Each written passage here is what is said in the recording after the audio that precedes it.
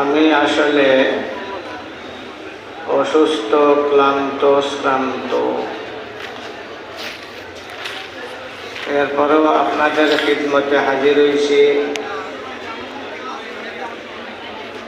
আপনাদের সাথে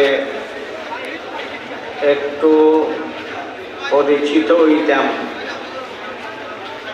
আপনাদের সাথে আমার একটু পরিচয় হইত, আর এই পরিচয় আমার আখিরাতের নাজাতের জরিয়া হইত। এই লক্ষ্যে আপনাদের খিদমতে হাজির হয়েছি। আমরা যে দুনিয়ায় বাস করতে আছি, এই দুনিয়াটা থাকতো না, থাকবো মাতলা মাতলা, তাহলে আসমান